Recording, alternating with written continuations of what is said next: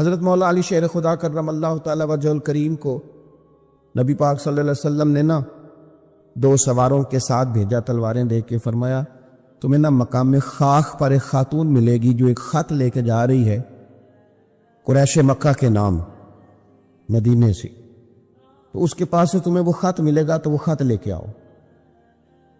حضرت مولا علی شیر خدا کرم اللہ تعالی وجہ الکریم 2 صحابہ کے ساتھ وہاں پہنچ گئے۔ اس خاتون کو اسی مقام پہ پا لیا جہاں نبی پاک نے بتایا تھا۔ اب سفر میں یہ طے نہیں ہوتا کہ کہاں ملاقات ہوگی، طے نہیں ہوتا، لیکن حضور نے طے کر کے بتایا، فرمایا مقام خاک پہ ملے گی۔ تو حضرت علی کہتے ہیں وہی ملی جہاں مدینے والے نے بتایا تھا۔ ابھی تک لوگوں کو حضور کے علم شریف کی دلیلیں نہیں مل رہی، جہاں بتایا تھا وہیں عورت ملی۔ تو حضرت علی کہنے لگے وہ خط لا، کہنے لگی کون سا خط؟ کوئی شے نہیں۔ اب اس کا جو تھیلا تھا سامان والا وہ تلاش کیا، گھوڑے یا اونٹ پر سوار تھی ساری تلاشی لی، جو اس کے پاس چیزیں تھی وہ ساری اس سے دیکھ لی، خط ملا کوئی نہیں۔ اب ایک صحابی بیچ میں سے کہنے لگے علی پتہ نہیں اب یہ خط کہاں چھوڑا، یہ کیا معاملہ ہے، تو اب کیا کریں، یہ خاتون بھی ہے۔ تو حضرت مولا علی شیر خدا نے تلوار نیام سے باہر نکالی، آپ فرمانے لگے بی بی 2 حرفی بات ہے،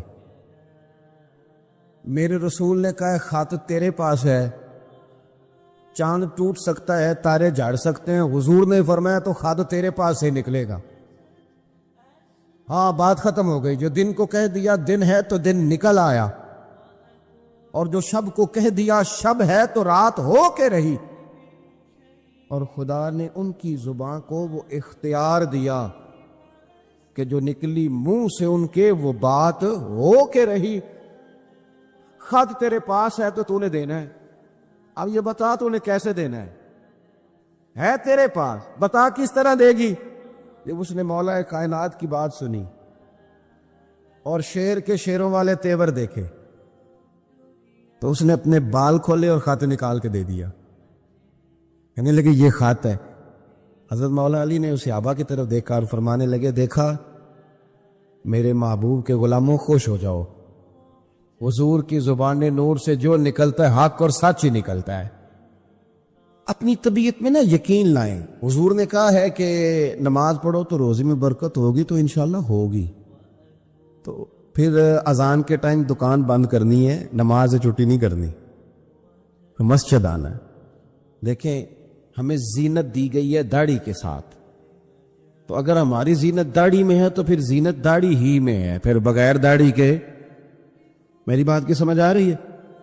میں دوستوں سے اکثر گزارش کرتا ہوں کہ بغیر داڑھی کے کوئی بندہ ساج سنور کے نکلے تو لوگ کہتے ہیں پیارا لگ رہا ہے، یہ بھی تعریف ٹھیک ہے، لیکن داڑھی والا آدمی کبھی وضو کر کے نکلے تو تعریف اس کی بھی ہوتی ہے، لیکن پتہ کیا کہتے ہیں کتنا نورانی چہرہ ہے۔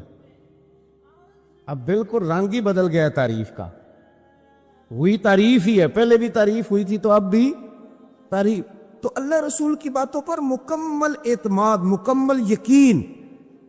اور یہ جو ہمارے طبیعتوں میں اب لوگ مایوسیاں پیدا کرتے ہیں نا، بہت زیادہ مایوسی پیدا کرنے والوں کی لمبی تعداد ہے، بڑی لمبی، ان سے بھی جان چھوٹ جائے گی، آپ مضبوط ہو جائیں گے ذہنی طور پر۔ یاد رکھیں کہ وہ بندہ کمزور نہیں ہوتا جس کا جسم تھک جائے، میں نے کہا وہ تو سویرے ٹھیک ہو جائے گا، سوئے گا تو سویرے اٹھے گا تو ٹھیک ہے۔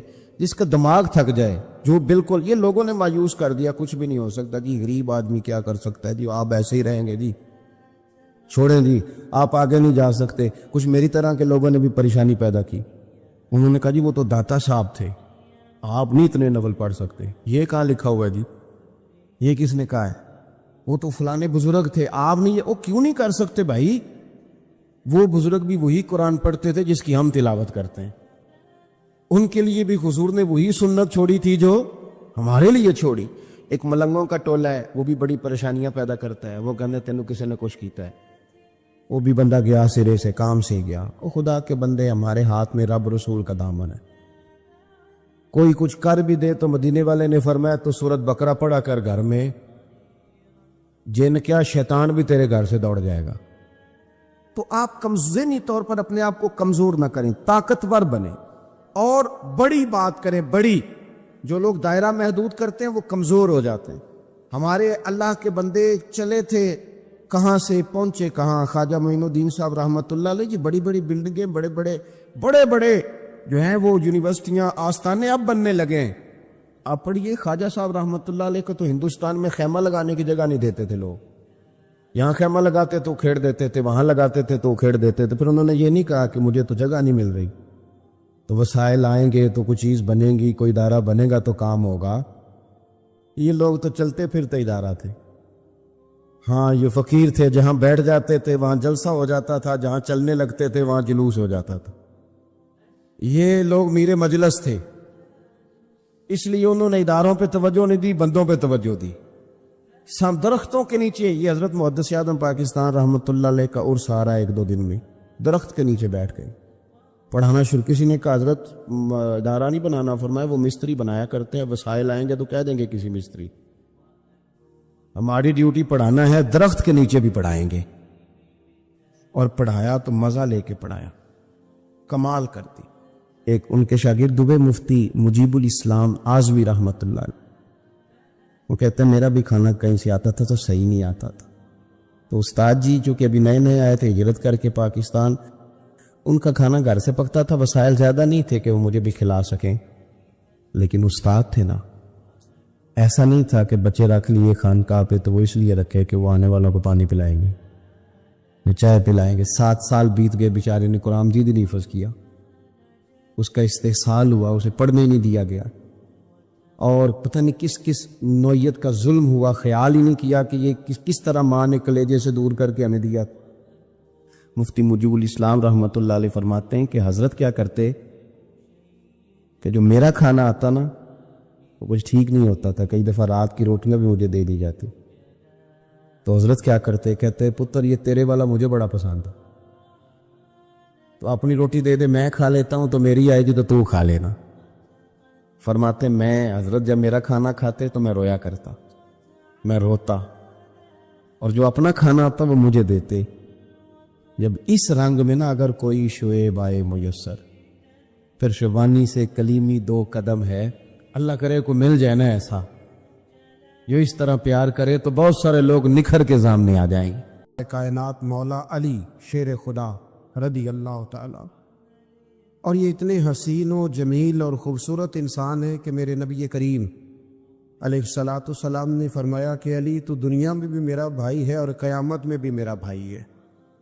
اور حضور علیہ السلام نے فرمایا جس کا میں مولا ہوں علی بھی ان سب کے مولا ہیں. اور حضور علیہ الصلاۃ والسلام نے فرمایا میرا علی تو وہ ہے کہ اس کو دیکھتے رہنا, رب کریم تمہیں عبادت کا درجہ عطا فرمائے. فوراً سوال اٹھتا تھا ذہنوں میں کہ جو نہ دیکھ سکیں گے تو وہ کیا کریں گے, تو محبوب نے فرمایا ذکر ولی عبادہ, وہ علی کا ذکر کریں گے تو اللہ انہیں عبادت کا درجہ عطا فرمائے گا. اور حضرت علی شیر خدا کرم اللہ تعالی وجہہ الکریم جو ہیں وہ اپنی سیرت کے لحاظ سے, اپنے علم کے لحاظ سے, اپنے تقوی کے لحاظ سے, اپنی پرہیزگاری کے لحاظ سے, عدل و انصاف کے لحاظ, کچھ لوگوں کے فضائل بڑے ہوتے ہیں پر وہ ذاتی طور پر کوئی سیرت نہیں دکھا پاتے. حضرت مولا علی شیر خدا کے فضائل بھی بڑے ہیں اور ان کی سیرت میں اللہ نے کمالات بھی بڑے ہی رکھے. جس طرح نبی کریم علیہ السلام نے جناب ابو طالب کے گھر میں پرورش پائی, مولا علی کے گھر میں حضور رہے, تو مولا علی نبی کریم کے گھر میں رہے, وہاں پرورش پائی حضرت علی شیر خدا نے, اور ساری کی ساری ان کی تربیت رسول کریم کی مقدس آنکھوں کے سامنے ہوئی. اور حضور ان سے بڑا ہی پیار کرتے تھے, یہ نبی کریم کے بڑے محبوب ہیں. اور اتنے فضائل کتب احادیث میں, اس میں کوئی شک نہیں کہ فضیلت کے لحاظ سے پہلا درجہ حضرت ابو بکر صدیق کا ہی ہے, دوسرا حضرت عمر فاروق کا ہی ہے, تیسرا حضرت عثمان غنی کا ہی ہے. لیکن اس میں بھی کوئی شک نہیں کہ کتب احادیث میں کسی کی فضیلت کی اتنی حدیثیں ہیں ہی نہیں جتنی مولا علی شیر خدا کی فضیلت کی حدیثیں, اتنی کہیں نہیں.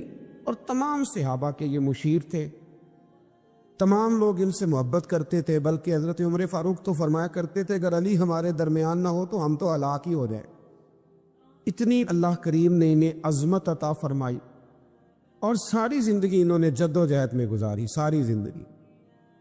حضرت ابوبکر نے بھی خلافت کی، وہ بھی بڑی مشکل تھی لیکن حالات سنبھل گئے۔ حضرت عمر نے بھی خلافت کی، حضرت عثمان غنی نے بھی کی، لیکن مولا علی شیر خدا کی جو خلافت تھی وہ بھی بڑی آزمائش والی تھی۔ مسلمانوں کے اندرونی معاملات کو بھی دیکھنا، بیرونی محاذوں پہ بھی لڑنا، بڑی جد و جہد کی حضرت علی شیر خدا نے۔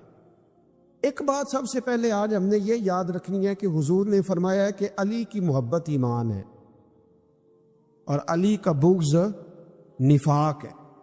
اب محبت ایمان ہے تو کیسے پتہ چلے گا ہمیں حضرت علی سے محبت ہے؟ کیسے پتہ چلے گا؟ محبت کا اظہار کریں گے تو پتہ چلے گا محبت ہے۔ ہمارا لب و لہجہ بتائے گا کہ ہمیں حضرت علی سے محبت ہے۔ ہم کبھی ان کے تذکرے پہ خوش ہوں گے تو پتہ چلے گا کہ ہمیں مولا علی سے محبت ہے۔ ہم کبھی ان کا ذکر کی محفل سے جائیں گے تو پتہ چلے گا ہمیں حضرت علی سے محبت ہے۔ کبھی ان کا کوئی قول، کبھی ان کا کوئی ارشاد، کبھی ان کی کوئی بات ہمارے سامنے آئے، پھر ہمیں پتہ چلے گا کہ ہمیں مولا علی شیر خدا سے محبت ہے۔ حضرت علی المرتضیٰ کی محبت ایمان ہے۔ اور پھر ویسے بھی حضرت علی اتنے دانا ہیں، حضور علیہ السلام نے فرمایا اگر میں علم کا شہر ہوں تو پھر علی دروازہ ہے۔ علی باب علم کے، شہر علم کے باب علی ہے۔ کیونکہ باتیں زیادہ نہیں کرنی، سمیٹنے کی طرف آتا ہوں۔ یقین مضبوط کریں، ایمان مضبوط، اور کچے لوگ جو آپ کا ذہن الجھاتے ہیں ان سے بچیں، جو ذہنوں میں افتراق پیدا کرتے ہیں ان سنگتوں صحبتوں سے بچیں۔ پھر فرمایا وَقَانُوا يَتَّقُونَ، وہ لوگ متقی ہوتے ہیں۔ تقوی کا معنی ہے محتاط زندگی گزارنا۔ توبہ کا مطلب ہوتا ہے اپنے پچھلے تمام گناہوں سے اللہ کے حضور معافی مانگنا۔ میں بھی جانتا ہوں، آپ بھی جانتے ہیں کہ اگر ہم نے کسی شخص کے ساتھ زیادتی کی ہو تو معافی کا کیا طریقہ ہے۔ ایسا تو نہیں ہوتا کہ آپ اس کے سامنے بیٹھیں اور بیٹھ کے آپ کہیں معاف کر دے، معاف کر دے، معاف کر دے، معاف کر دے۔ آپ کو یہ بھی پتہ ہوتا ہے کہ یہ بندہ کس طرح کا ہے، یہ بھی پتہ ہوتا ہے میری زیادتی کس طرح کی ہے، یہ بھی پتہ ہوتا ہے کہ راضی کیسے ہوگا۔ ہم وہ سارے لوازمات جمع کرتے ہیں، اور اگر ہمیں یہ پتہ ہونا کہ میرے اکیلے سے جانے سے یہ معاف نہیں کرے گا تو اس شخص کو ساتھ لے جاتے ہیں جس کی وہ بات مانتا ہے، اور پھر ہم اس طرح سے منت کرنے کی کوشش کرتے ہیں کہ جیسے وہ شخص مان ہی جائے۔ صرف سمجھانے کے لیے مثال دے رہا ہوں، توبہ رٹا لگانے کا نام تو نہیں نا، توبہ تو اللہ کو منانے کا نام ہے۔ ایک شخص اپنے گناہ چھوڑنے کا ارادہ ہی نہیں کر رہا، اور وہ اپنی غلطی کو غلطی تسلیم ہی نہیں کر رہا، اور اپنی غلطیوں سے وہ پیچھے ہٹنے کو 2 قدم بھی تیار نہیں، تو توبہ کوئی رٹا لگانے کا نام تو نہیں۔ آپ توبہ طوطے کو رٹا دیں تو طوطا توبہ توبہ پکارتا رہے تو اس کو وہ چیز تو نہیں حاصل ہونے لگی۔ توبہ ایک بڑی خاص بات صوفیاء نے لکھی ہے، اگر آپ سمجھیں تو بڑا نفع دے گی۔ وہ کہتے ہیں جس طرح گھر چھوٹا بنانا ہو یا بڑا بنانا ہو، زمین تو درکار ہوتی ہے کہ نہیں؟ زمین ہوگی تو گھر بنے گا، چاہے وہ چھوٹی سی کٹیا بنے یا بہت بڑا محل بنے، زمین کا ہونا ضروری ہے۔ اسی طرح آپ نے نیک اعمال تھوڑے کرنے ہیں یا زیادہ کرنے ہیں، توبہ کا ہونا ضروری ہے۔ توبہ وہ زمین ہے جس کے اوپر آپ نیک اعمال تعمیر کریں گے۔ اگر توبہ نہیں ہے تو پھر کوئی بھی نیک عمل آپ کے پاس ہو ہی نہیں سکتا۔ آپ پچھلے گناہوں سے رجوع کریں اللہ کی طرف، آپ کہیں کہ میرے اندر یہ غلطی ہے، میں توبہ کرتا ہوں۔ ان العبد اذا اعترف، اعتراف جرم کریں، پھر اللہ کے حضور رجوع لائیں۔ ہمارا یہ حال ہے کہ ہم جتنی بھی توبہ کرتے ہیں، جس قدر بھی استغفار پڑھتے ہیں، اس کو ایک وظیفہ سمجھ کے پڑھ لیتے ہیں، بھئی یہ بھی اچھا ہے، برکت سے خالی نہیں۔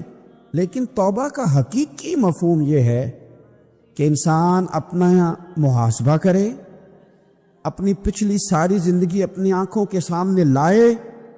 اگر وہ سمجھتا ہے کہ اس حال میں مر گیا تو میرے لیے مشکل ہوگا منہ دکھانا اللہ رسول کو، تو پھر وہ فوراً سے پہلے اپنے گناہوں سے رجوع کرے اور اللہ کے حضور توبہ کرے۔ یہ توبہ کا مفہوم ہے۔ میرے رسول پاک صلی اللہ تعالی علیہ وسلم نے اپنی امت کو اس طرف خاص رغبت حضور نے اپنی امت کی کرائی۔ رب بڑا مہربان ہے، بڑا ہی کریم ہے۔ وہ تو کسی بندے کی اونٹنی اگر کبھی گم ہو جائے صحرا میں، اور اس طرح گم ہو کہ پیسے بھی اونٹنی پہ ہو، کھانا بھی اونٹنی پہ ہو، کپڑے بھی اونٹنی پہ ہوں، علاقہ بھی صحرا کا ہو، اور اس نے کسی ٹہنی کے ساتھ باندھی ہو، پھر وہ سو جائے، سو کے اٹھے تو اونٹنی غائب ہو۔ اب وہ اتنا پریشان ہو کہ آگے پیچھے دائیں بائیں دیکھا تو پتہ چلا کہ اونٹنی تو غائب ہو گئی، نہ کھانا ہے، نہ پیسے ہیں، نہ کپڑے، نہ سواری ہے، علاقہ صحرا کا ہے، پیدل جا بھی نہیں سکتا۔ تو فرمایا جس طرح وہ بیٹھ کر موت کا انتظار کرنے لگتا ہے، اور وہ منتظر تھا کہ اب موت ہی آئے گی، اب کوئی اور سہارا نہیں۔ فرمایا اچانک اگر اونٹنی سامنے آ جائے تو اسے کتنی خوشی ہوگی؟ یا رسول اللہ اسے تو بڑی خوشی ہوگی۔ فرمایا جب رب کا بندہ توبہ کرتا ہے تو اللہ کو اس سے بھی بڑھ کر خوشی ہوتی ہے کہ بندہ توبہ کر گیا، اپنے گھر واپس آ گیا ہے، اس نے بات مان لی۔